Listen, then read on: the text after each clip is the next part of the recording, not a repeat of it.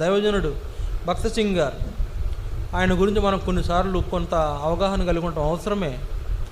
ఆయన చాలా వృద్ధాప్యంలో ఆయన కష్టపడే కష్టం మనం ఒకసారి జ్ఞాపకం చేసుకుంటే, అసలు నిద్రే పోడంట భక్తుడు, నిద్రే పోడంట.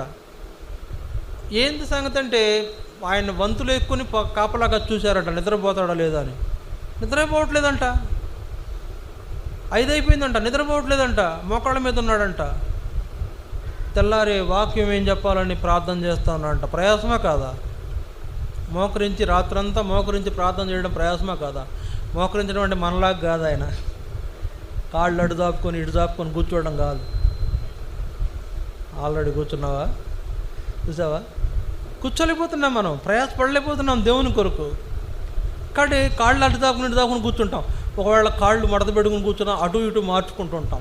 ఇంకా వీలు కుదరకపోతే లేచి అటు ఇటు వెళ్ళొస్తుంటాం. అంతే ఫ్రీ అవ్వాలి, అవయవాలు ఫ్రీ అవ్వాలి. కానీ దైవజనుడు ఆయన ఒక మోడల్గా తీసుకోవాలి మనం. రాత్రి ఏ సేపులో అయితే మోకరించి మోకాళ్ళ మీద ఉండి చేతులు ఇలా చాపి సాష్టాంగంగా దేవునికి నమస్కారం చేస్తూ ప్రార్థన చేస్తాడు. ఇలా కాళ్ళ మీద మోకాళ్ళ మీద ఉండి బోర్లకి ఇలా పడి చేతులు ఇలా జోడించి దేవునికి నమస్కారం చేస్తూ ప్రార్థన చేస్తాడు.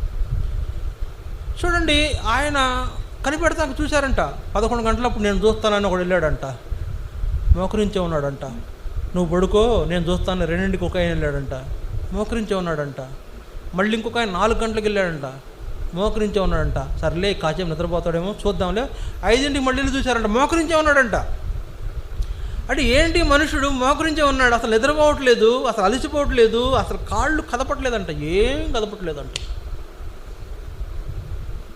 మనం అటు ఇటు సరి చేసుకుంటాం కదా, అది కూడా లేదంట.